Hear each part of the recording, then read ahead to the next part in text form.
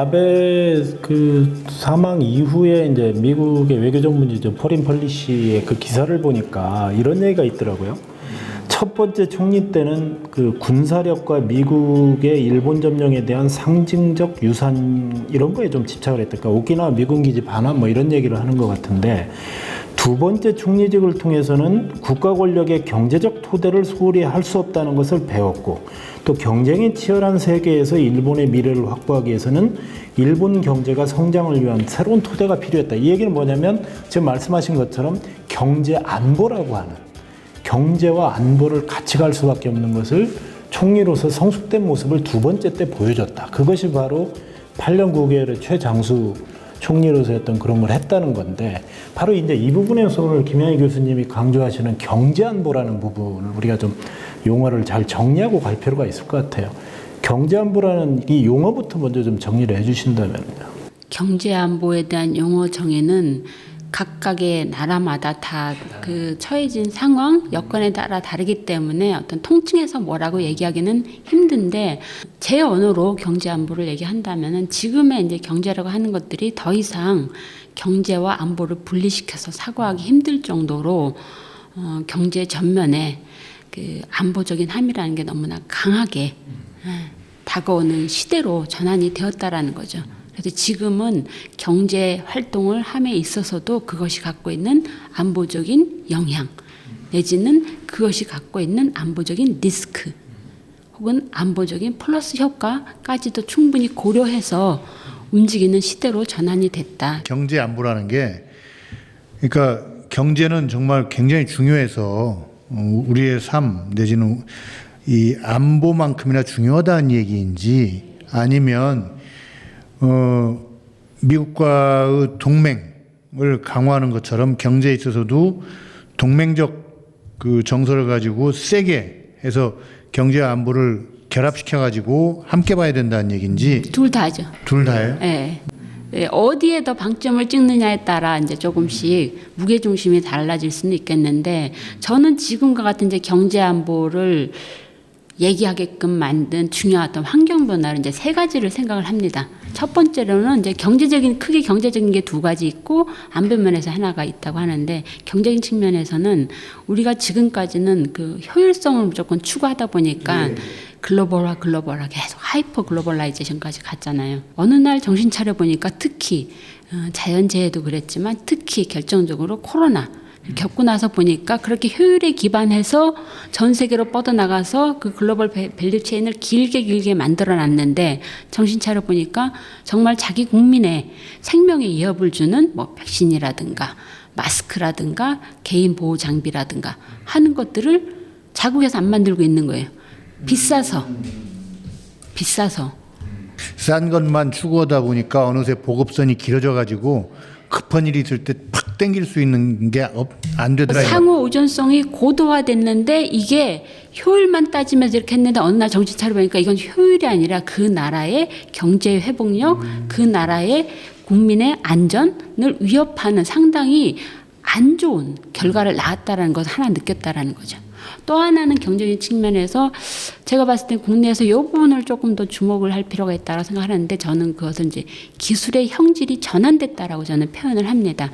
단순히 기술이 발달했다, 4차 산업혁명 시대가 왔다가 아니라 디지털 전환이 된다라고 하는 것은 소위 이제 그 초연결이라는 말로 표현을 하잖아요.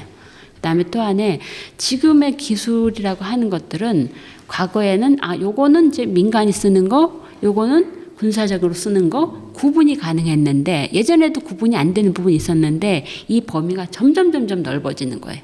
그걸 소위 이중 용도라고 표현을 합니다. 듀얼 유즈라고 얘기를 하는데 그래서 여기까지는 민간이고 여기까지는 군사력에 쓰는 거야라고 하면은 군사력에 쓰는 부분만 정부가 신경 쓰면 돼요. 근데 이제는 그게 구분이 없어지는 거예요. 그러다 보니까 민간에서 거래되는 기술 개발이라든가 기술 교류, 기술 수출, 수입 이 모든 것들에서 정부가 모른 척 할 수가 없는 상황이 돼버린 거죠. 이렇게 기술의 형질이 전환이 됐다라는 두 가지 점을 말씀드릴 수 있겠고 거기에 결정적으로 작용하는 가장 중심적인 이제 변인이 저는 지정학적인 불안정성 지정학적인 불안정성의 고조라고 보거든요. 예컨대 아까 말씀드린 상호 의존성이 긴밀해졌다. 뭐 그러면은 문제가 있는 거만 해결하면 돼. 이 정도로 끝나는 거죠. 기술의 형질 전환 조금 신경 쓰면 돼. 그런데 이게 안보 면에서 믿을 수 없는 상대가 나타나고 서로 간에 기술 패권 경쟁, 그 다음에 전략 경쟁까지 가버리게 되면은 이 상호 의존성을 상대가 무기화해버리게 되는 거죠. 이걸 막아야 되는 상황이 오고, 그리고 역사적으로 봤을 때 사실은 패권의 교체는 새로운 기술의 전환과 항상 같이 해왔거든요. 그런 점에서 지금의 4차 산업혁명 디지털 전환을 자칫 지금의 슈퍼파워 미국이 제대로 잘 관리하지 못하면은 이 패권을 중국한테 넘길 수도 있겠다 라는 상황에까지 이르게 되니까 이제는 오케이, 경제는 경제고 시장은 우리는 신경 안 써가 아니라 신자유주의에 첨단 달렸던 미국조차도 이제는 기술 개발에 신경 써야 되고, 기술을 수출하는데 누가 하는지 어디에 하는지, 상호 의존성이 고도화됐지만 이제는 그런 거 필요 없어. 돈이 중요한 게 아니야. 이거 국내에서 만들어. 이거 우방으로 가져가. 이렇게 되어버렸다라는 거죠. 방금 말씀하신 경제안보의 세 가지 조건, 제가 해석한 대로 좀 말씀을 드려보면, 첫째는 싼 것만 따지다 보니까 그 부작용이 생기고, 그래서 조달에 있어서 좀 더 안보, 경제성보다는 경제성과 함께 안보적인 측면, 조달의 용이함 내지는 뭐 그런 걸 좀 따져야 된다는 얘기였고, 두 번째는 기술의 형질이 변형되면서 군사 제품이 경제 제품이고 경제 제품이 군사 제품이다. 뭐 이런 이렇게 그 복합적인 듀얼 유즈 뭐 그런 말씀을 하신 것 같고요. 세 번째는 지정학적인 불안정성이 고조되면서 상호 의존성이 무기화되고 있다. 이런 거 해서 결국 1, 2, 3번의 상당 부분을 관통하는 게 특정 국가의 편중성을 좀 극복해야 된다. 그 점에서 안보적 시각을 들이대고 잘 좀 봐야 된다. 이 얘기이신가요? 그 부분은 이제 상호 의존성이 무기화될 수 있는 가능성에 대비해서 글로벌화됐다라고 하지만 사실은 효율성을 추구하다 보니까 결국은 지역적으로 사실은 편중되어 있었거든요. 그 대표적인 케이스가 중국이라는 물건을 싸기만 한 게 아니라 잘 만드는. 그러다 보니까 예컨대 마스크뿐만이 아니라 뭐 항생제라든가 노트북이라든가 이런 것들을 너무 중국에 의존을 하고 있다라는 게 문제가 됐던 거죠. 근데 이제 또 하나는 그 아까 말씀드린 것처럼 기술의 형질 전환이 되면서 기술 자체가 안보화되어 버린다라는 거잖아요. 안보화되어 버리는 그런 상황이 되기 때문에 더더욱 국가 입장에서는 쉽게 놔줄 수 없는, 그렇게 되면 점점 국가가 앞으로 시장 뒤에 있다가 이제 점점 시장을 제끼고 기업을 제끼고 더 앞으로 전면에 나올 수밖에 없는 이런 상황이 온다라는 거죠. 그 경제안보의 가장 무기화의 대표적인 사례가 한일 관계로 보면 반도체나 디지털에 뭐 포토레지스트라든가 불화수소 이런 거 아닙니까? 그 전에 그 하나 좀 분명히 좀 짚고 넘어가고 싶은 게 그 상호 의존성의 무기화라고 하는 것들이 일본이 한국에 한 게 맞죠. 근데 이제 조금 결이 다른 거는 지금 제가 이제 어떤 경제와 안보를 분리시켜서 사고하기 힘들다라고 얘기하는 중요한 어떤 포인트는 그것보다는 일본과 한국이 안보적으로 적성 국가는 아니거든요. 그런데 중국과 미국이라든가 중국과 일본, 러시아와 미국 간에는 안보적으로 서로 사실은 적성 국가의 관계이기 때문에 더더욱 이게 문제가 심각해지는 거거든요. 근데 그럼에도 불구하고 일본이 어쨌든 적성국가가 아닌 안보적으로 대립하는 관계가 아닌 한국에도 그렇게 상호 의존성의 무기화를 휘둘렀다라고 하는 점에서는 상당히 좀 쇼킹한 사건이었죠. 네.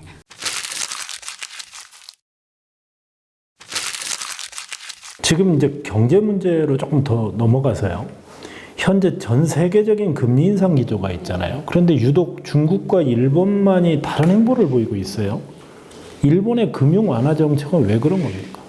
일단 금융 완화를 할 수밖에 없었던 요인은 워낙 장기 침체에서 디플레이션 상황이었기 때문에 무제한으로 돈을 수당방방거리고 질적으로 양적으로 최대한 금융 완화를 시켜서 물가를 올려보고 경제 성장을 해보자 라고 했는데 사실상 소비자 물가 2%, 그다음에 GDP 실질 GDP 2% 상승 이런 것들이 결국 목표 달성을 못했거든요. 아베조차도 아베노믹스가 뭐 성공을 했느냐에 대해서 이제 논란의 여지가 있지만 그런 상황에서 지금 일본한테 지금 시급한 거는 물가보다는 자칫 금리를 올려서 또 경제가 침체될까 하는 것에 대한 우려가 훨씬 더 크고 또 사실은 좀 더 심각할 수도 있는데 일본의 그 부채 그러니까 채무가 워낙 심각하기 때문에 이제 GDP 대비 한 256% 정도 되기 때문에 지금 금리를 올려버리면 이 재정이 부담이 커지는 거죠. 정부의 부담 능력이 약해서 일본은행이 금리를 못 올리고 있다는 게 이제 지난주 차현진 선생의 얘기였는데 그런 면에서 이제 정부가 빚을 내서 경기를 자꾸 부양하려고 했고 그 결과 빚은 점점 늘어나고 이게 이제 아베노믹스라고 저희는 알고 있는데 그러면 아베가 암살된 이후 기시다 총리는 아베노믹스의 이 기조를 계속 가져가는 건가요? 아니면 좀 수정하는 건가요? 글쎄 이제 조금 더 두고 봐야 되겠지만 본인으로서는 사실은 이제 아베 사망 전까지만 하더라도 조금 다른 길을 가려고 했었죠. 아베의 의도와는 달리 사실은 아베노믹스를 통해서 정말로 돈을 많이 번 사람들은 주식 투자한 사람들, 그 다음에 대기업들. 그러나 이제 명목임금은 오르지 않았고 가게는 여전히 그렇게 잘 산다라는 느낌 못 느껴서 사실은 이제 이자나기 경기가 한 73개월이었고 두 번째로 이제 아베노믹스 경기가 71개월 장기 호황을 누렸다고 하지만 일본에서는 실감 못하는 호황이라는 말을 많이 쓰거든요. 그러한 상황에서 기시다로서는 아베의 그늘에서 벗어나서 아베파의 지원을 전격적으로 받고 등장했지만 그늘에서 벗어나서 조금 자기의 색깔을 좀 가질 필요가 있었고 그것이 이제 새로운 자본주의를 얘기하면서 좀 더 분배에 신경 쓰는 쪽으로 가려고 했는데 예기치 않게 아베가 이런 식으로 사망을 하면서 사실은 본인의 힘으로 홀로서기 해서 이번 참여 선거에서 자기의 실력을 보여줬어야 되는데 그게 안 돼 버렸거든요. 결국은 뭐 어쨌거나 기본적으로는 압승은 예상이 됐지만 플러스 동정표가 얹어지면서 이게 기시다 개인의 힘보다는 아베에 힘입어서 된 부분도 있기 때문에 아직까지 그렇게 당내에서 자기 입지가 강하지 않기 때문에 아베파의 어떤 반대를 무릅쓰고 아베노믹스를 정면 부정하기는 힘들거든요. 그래서 결국은 아베노믹스를 또 얘기하지 않겠냐라는 좀 비관적인 시각도 있고 사실상 선택이 없다는 말씀으로 들리네요. 그렇죠. 돈줄을 쥘다든지 이런 거는 어려운. 이미 코로나 때문에 또 상당한 어떤 재정을 풀었기 때문에 어느 정도는 그래도 아베 시기 어느 정도는 그래도 조금 좀 그 채무가 조금 줄어드는 추세를 보이다가 다시 코로나 이후에 팍 뛰었거든요. 그런 상황에서 또 돈을 또 더 풀 수도 없는 상황이고 풀 수도 조일 수도 없는. 그렇죠. 그러니까 또 수단이 마땅치 않고 뭔가 지금의 분위기 속에서는 더더군다나 이제 아베가 사후에 어떤 대단한 일본의 영웅이 됐기 때문에 당내에서 그 아베파의 어떤 영향에서 쉽게 벗어나기 힘든. 사실은 만약에 아베가 이런 식으로 사망하지 않았다면 앞으로 이제 3년 동안 선거가 없기 때문에 좀 더 기시다가 자기의 색깔을 낼 수 있는 상당히 절호의 찬스로 만들 수도 있었는데 좀 쉽지는 않겠다라는 생각이 듭니다. 어쨌든 얘기를 정리해 보면 일본이 장기 어떤 디플레이션 거기에 시달리던 일본이 미국이나 이런 물가 상승 압력과는 달리 오히려 좀 물가의 변화도 좀 있고 어떻게 보면 소비도 촉진시키고 경제를 좀 살려야 되는 다른 나라들과는 좀 다른 입장이었던. 예. 워낙 이제 장기 디플레이션에 이제 빠져 있었기 때문에. 예.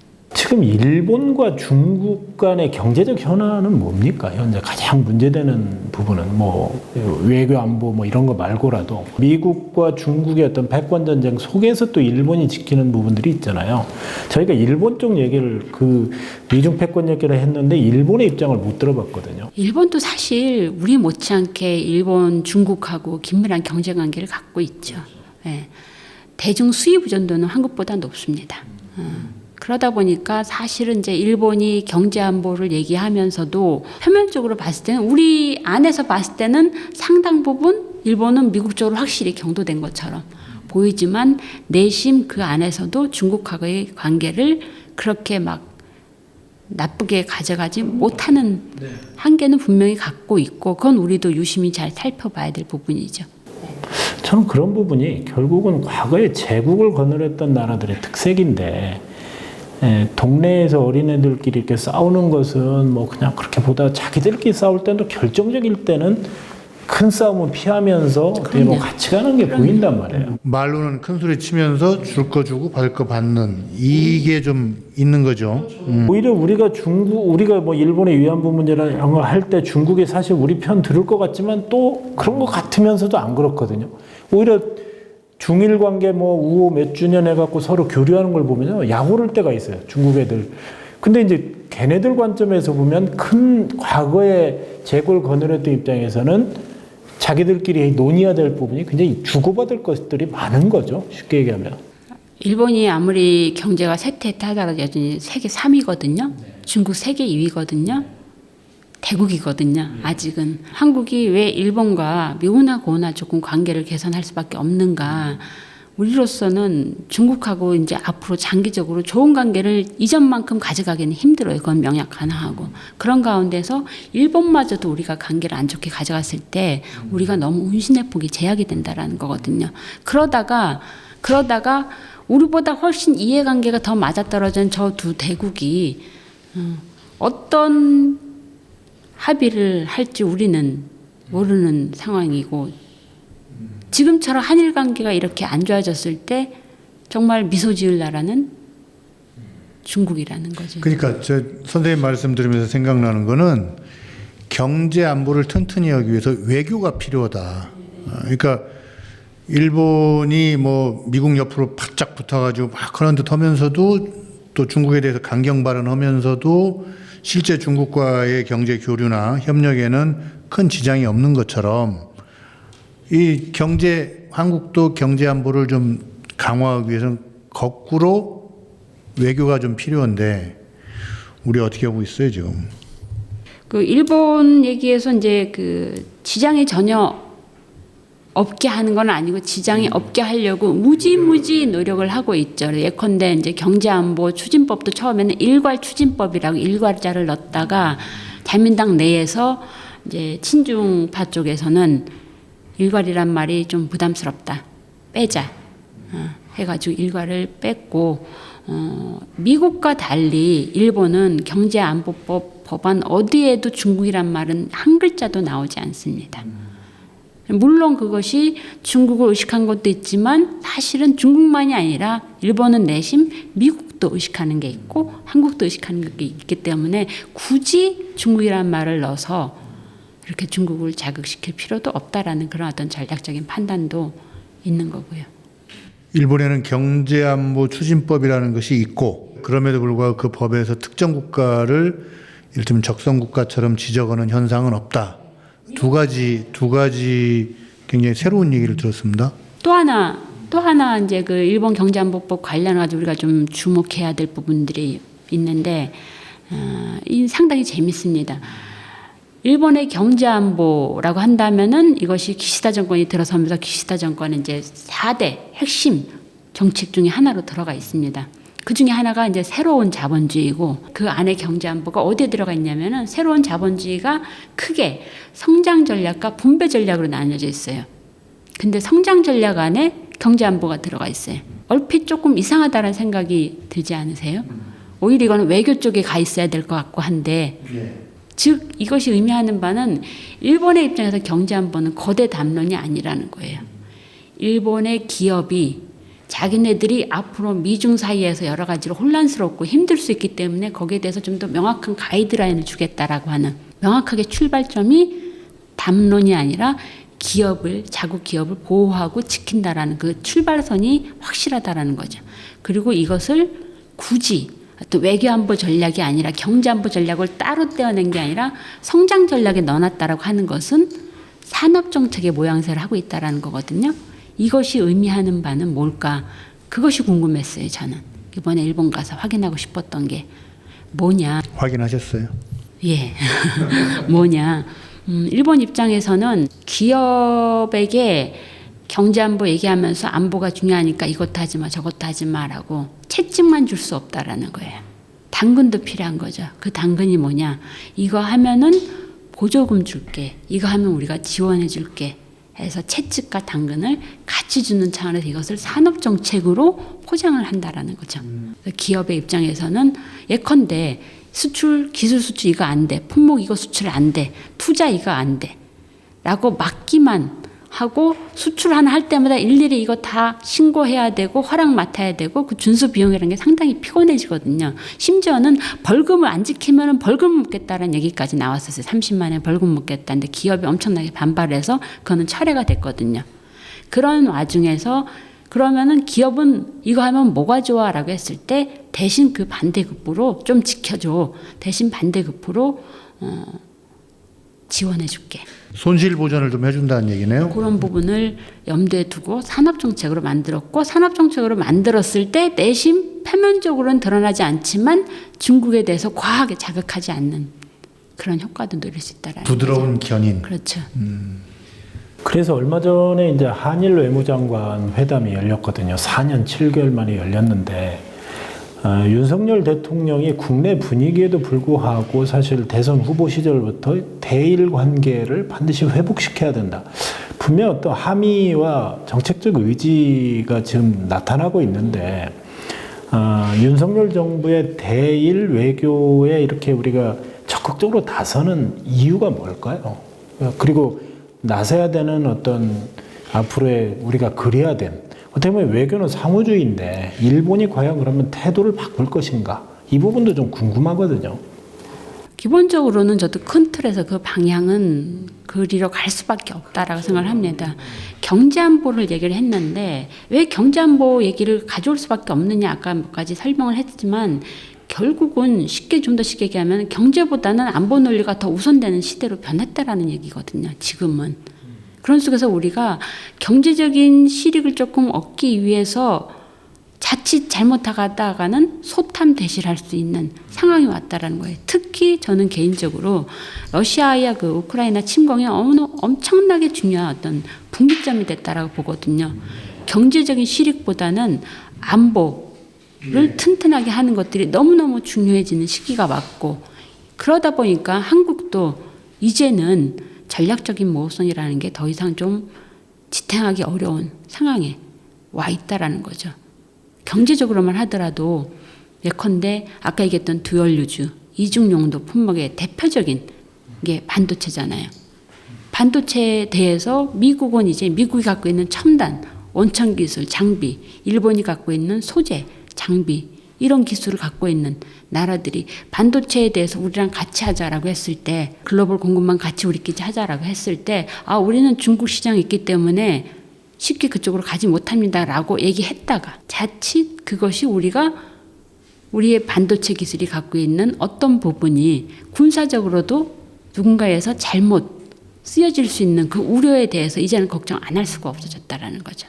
그런 부분이 있기 때문에 저는 공급망 재편을 한다 하더라도 너무 단선적으로 흑백 논리식으로 미국이랑 할래 중국이랑 할래가 아니라 아까 말씀드린 이중 용도는 이제는 안보적인 것들을 고려한다면은 우리가 안보 면에서 신뢰할 수 있는 나라랑 같이 갈 수밖에 없다라는 거죠. 그러나 그렇지 않은 여따의 뭐 신발이라든가 가구라든가 일반 컴퓨터라든가 이런 것까지도 모든 것들을 다 중국과 디커플링 해야 된다는 얘기는 누구도 하지 않고 그거는 불가능하고 미국조차도 그렇게 하지 않습니다.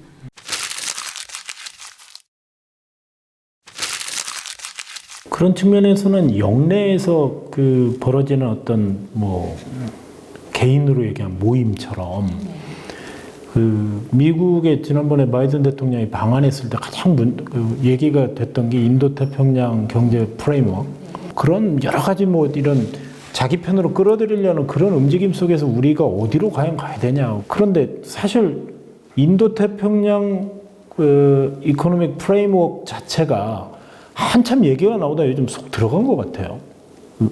왜 그런 겁니까? 쑥 들어가지는 않았고요. 관심사가 많이 떨어졌잖아요. 인도가 막 러시아하고 붙으면서 미국이 삐졌나요? 아니요. 그런 건 아니고, 이제 좀, 물 밑에서 이제 좀 실무적인 차원에서 이제 논의를 이제, 그때 이제 한 거는 일본에서 5월 24일 한 거는 이제 론칭을 한 거죠. 자, 협상 개시하자라고 이제 시작을 한 거고, 이제는 이제 협상을 개시하기 위해서 이제 좀 실무적인 작업을 좀 하고 있는 상황이라서, 문제는 이제 그게 과연 이제 잘 될 수 있겠는가 하는 부분에 대해서는 좀 여러 가지 좀 회의적인 좀 시각도 있고 한 상황에서 이제 우리가 어떻게 해야 되느냐라는 고민이 이제 깊어지는 거죠.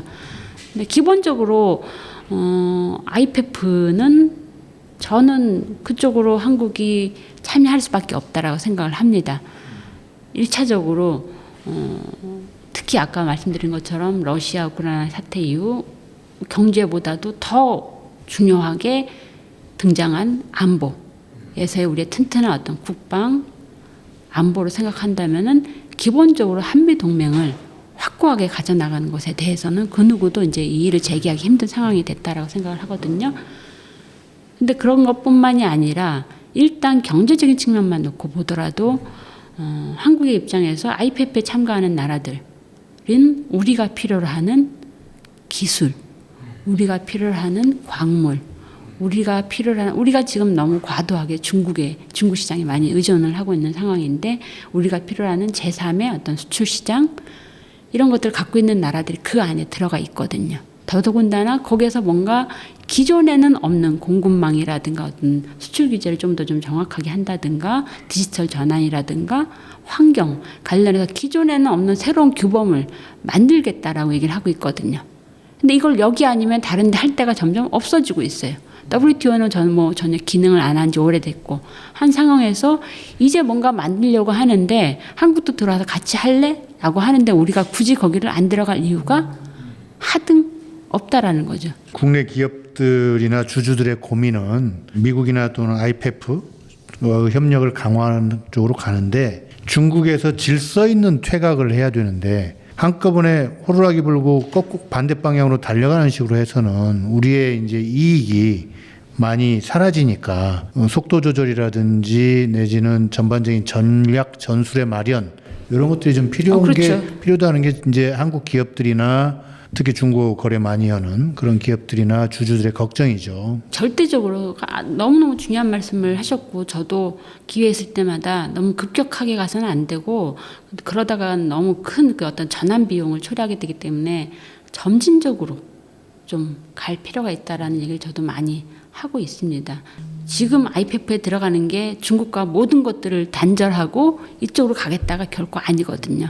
우리로서는 기존에 없는 새로운 국제규범을 마련해 가는 거, 그리고 이중 용도에서 적어도 이 부분은 안보 면에서 상당히 중요하기 때문에 어떤 신뢰할 수 있는 그런 나라들과 같이 해나가는 거, 반도체라든가 뭐 AI라든가 이런 부분에 있어서 우리가 없는 원천 기술, 핵심 기술을 갖고 있는 나라들이랑 우리가 같이 움직일 수밖에 없는 거, 이런 부분이 있어서 가긴 가는데 그것이 곧 중국과의 관계를 단절하는 것이 되어서는 안 되죠. 안 되거니와 불가능합니다. 지금 말씀하신 것처럼 결국은 과거에는 공급망 문제로 보면 글로벌한 밸류 체인이 있었는데, 우리가 우크라이나 전쟁도 겪고 여러 가지 우리는 한일 관계 디커플링 같은 게 좀 조금 경제안보 간에 그런 것이 발생하면서 결국은 트러스트 밸류 체인, 신뢰 가치 사슬 이렇게 이제 이 얘기가 자꾸 나오는 이유는, 사실 거꾸로 얘기하면 야 믿을놈은 우리끼리밖에 없어라고 자꾸 편을 만들어서 오히려 신뢰가 아니고 불안감에 의한 트러스트가 아니고 불안감, 저는 밸류 체인이다, 저는 이렇게 보고 싶거든요. 맞습니다. 사실 이제 감사합니다. 트러스티드 밸류 체인을 제가 그러니까요. 그 칼럼에서 제가 보고 지금 말씀드리는 겁니다. 제가 만든 용어이긴 한데 써주셔서 감사합니다. 제가 그 트러스티드 밸류 체인을 얘기를 하면서 이게 바람직하다라는 말이 아니라 지금의 움직임, 특히 이제 무시할 수 없는 어떤 주도자로서의 어떤 미국의 의도의 그 시각에서 봤을 때 미국이 하고자 하는 게 TBC다, 트러스티드 밸류 체인을 신뢰 가치 사슬을 믿을 수 있는 우방이나 동맹가 하고만 적어도 이런 어떤 이중용도 안보에 밀접한 영향을 미치는 것들을 같이 하겠다라고 하는 시각인데, 솔직히 저는 그럼 그게 잘 될 것 같냐라는 데 있어서는 조금은 아직까지는 회의적입니다. 왜냐하면은 두 가지, 말씀드릴 수 있겠는데 첫 번째로는 국가 대 국가 관계에서 과연 말 그대로 국가 간에 충분한 신뢰가 구축될까라는 데 있어서는 쉽지 않다는 거죠. 당장 한일 간에 이러고 있고 예컨대 아주 재밌는 게 뭐냐면은 일본하고 대만은 사이가 상당히 좋아 보이죠. 원래 좋았죠. 네, 좋아 보이죠. 근데 그런 대만조차도 2019년에 일본이 한국에 대해서 수출 규제를 강화를 시키는 걸 보면서 화들짝 놀란 겁니다. 대만조차도. 그래서 야, 안 되겠다. 우리도 탈일본화 해야 되겠다. 라고 하면서 탈일본화 할 품목을 한 26개 정도를 뽑아냅니다. 그래서 일거에 다 못하니까 그중에 4개만 일단 먼저 시범3을 하자라고 하게 됩니다. 사실은 기본적으로 국가 대 국가 관계에 온전한 신뢰라는 건 없죠. 그러나 그럼에도 불구하고 100% 신뢰는 없으나 그래도 상대적으로 전 나라보다는 조금 믿을 만한 나라. 제가 이제 신뢰 가치사슬 얘기할 때 신뢰는 이중의 의미를 담습니다. 하나는 첫 번째로 어떤 물건을 만들어낼 때 경영학적인 측면에서 납기 잘 지켜주고 제대로 된 품질을 만들어줄 것 같은 신뢰. 그러나 지금 말하는 신뢰 가치사슬은 그걸 훨씬 뛰어넘어서 적어도 안보적으로 나한테 뒤에서 칼을 들이대진 않을 거다. 나한테 총을 겨누지는 않을 거다라는 그 신뢰가 훨씬 더 커진 거죠. 이런 부분이 쉽지는 않을 거다. 쉽지 않을 거다라고 말씀드리는 이유는 이게 시장 논리를 과하게 거스르는 안보 논리가 지속 가능하겠느냐 하는 면을 생각해 봤을 때는 쉽지 않을 수 있다라는 거죠. 한국의 이제 그 기업 단체 같은 데서도 자꾸 미국이 너무 과하게 중국에 대해서 공격을 해버리면은 우리도 힘들다. 우리도 중국에 가서 물건 팔아야 되는데 이런 식으로 하면은 오히려 장기적으로 시간은 중국 편이야. 라는 얘기를 하기도 하거든요. 그리고 이렇게 온 나라가 다 반도체를 이게 자국 내에서 만들겠다라고 했을 때는 만들기도 쉽지도 않지만 다 만들어냈을 때 그 공급가인 감당이 안 되거든요. 그렇죠. 예. 그래서 이런 거 봤을 때 쉽지는 않으나 적어도 거듭 말씀드리는 것은 안보 면에서 중요한 의미를 갖는 기술이라든가 품목, 그다음에 자국의 어떤 보건 위기를 해결하는 데 중요한 이런 부분에 있어서는 결국 그리로 좌충우돌하면서 시행착오를 겪으면서도 갈 수밖에 없을 거다 했을 때 자 우리는 그래도 안 갈 거야? 안 가기가 힘들다라는 거죠. 한국은 한국의 이유로, 일본은 일본의 이유로 중국을 배제하는 점진적으로 배제해 나가는 경제 구도를 짜고 있는데 그 점에서는 일본과 한국이 그 이해관계가 좀 비슷한 점이 있죠. 중국으로부터 요소수 같은 거를 수백 개 잘못하면 차단될 수가 있는데 그런 부분에 있어서는 공동 대응하는 문제 같은 걸 좀 논의해 볼 수도 있겠다. 동아시아 경제 질서의 새 판을 짜면서 좀 일본하고 나눌 수 있는 것들이 뭐가 좀 있는지 추가적으로 그런 것들은 좀 더 연구하고 협의해봐야겠다 그런 생각이 드네요. 저도 세계 경제 위기 대처와 일본의 경제 안보라는 이 주제로 오늘 김양희 교수님 부장님의 말씀을 들으면서 우리가 과거에는 일본을 배우자, 일본을 따라잡자 했는데 어느 순간에 보면 일본이 아까 말씀하신 대로 세계 경제 3위인데 일본에 대해서 우리가 너무 모르고 있다 현재. 그리고 너무 우리가 무시하는 거 아니야? 저력이 훨씬 있는 나라잖아요 우리가. 그런 측면에서 보면 오늘 더 열심히 공부하고 우리 김양희 교수님을 앞으로 자주 좀 모셔야 되겠다. 복습 좀 한번 다시 해주세요. 오늘 말씀해 주신 거. 예, 오늘 출연하신 소감 겸해서 마지막 말씀 좀 해주시죠. 일본이란 나라는 제가 봤을 때 이제 경제학에서 이제 그 경제 지표를 볼 때 저량과 유량이라는 구분을 많이 하거든요. 영어로는 이제 그 유량은 플로우, 흐름, 그다음에 저량은 스톡. 일본이란 나라는 그 저량 기준으로 보느냐, 유량 기준으로 보느냐에서 너무 다른 모습이 나타납니다. 사실 유량 기준으로 봤을 때는 우리보다 실질적으로 체감하는 바는 우리보다 오히려 더 못 사는 거 아니야라는 느낌이 충분히 드는 정도지만 바꿔서 말하면은 일본이 저렇게 침체되어 간다면서 30년을 버틸 수 있었던 그 힘은 바로 그 스톡, 저량에서 나오거든요. 그 저력, 이라고 하는 것들을 너무 쉽게 무시해서도 안 된다는 생각이 듭니다. 또 하나, 전 한 4년 정도까지만 하더라도 4, 5년 전까지만 하더라도 일본이란 나라는 한국의 근미래를 비추는 거울이기 때문에 우리가 일본을 제대로 잘 연구하고 경제하면은 한국이 앞으로 미래를 준비하는데 많이 도움이 될 거라는 생각을 했는데 요즘엔 조금씩 바뀌고 있습니다. 아닌 것 같다.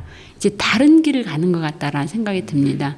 어떻게 보면은 일본은 그럭저럭 버티면서 이렇게 가고 있는데 한국이 너무 급격하게 변하는 나라라는 생각이 들거든요.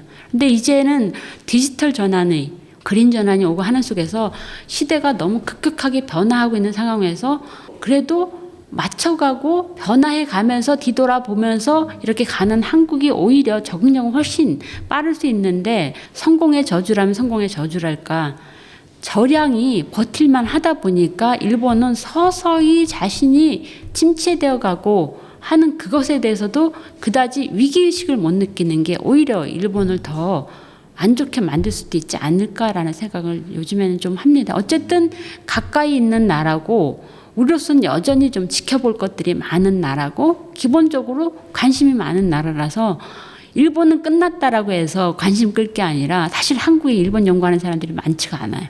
특히 일본 경제는 많지 않습니다. 그래서 좀 더 꾸준히 일본을 좀 꾸준히 보는 노력이 좀 필요하지 않을까라는 생각이 듭니다. 일본의 스톡을 어떻게 하면 그 좀 우리 거화 할 수 있을지 뭐 그 지혜를 좀 빌려올 부분이 있으면 빌려오고 또 플로우가 좋다고 해서 너무 큰 소리 칠 것도 아니고 이런 자세가 진정한 극복을 이루는 게 아닌가 싶습니다. 네.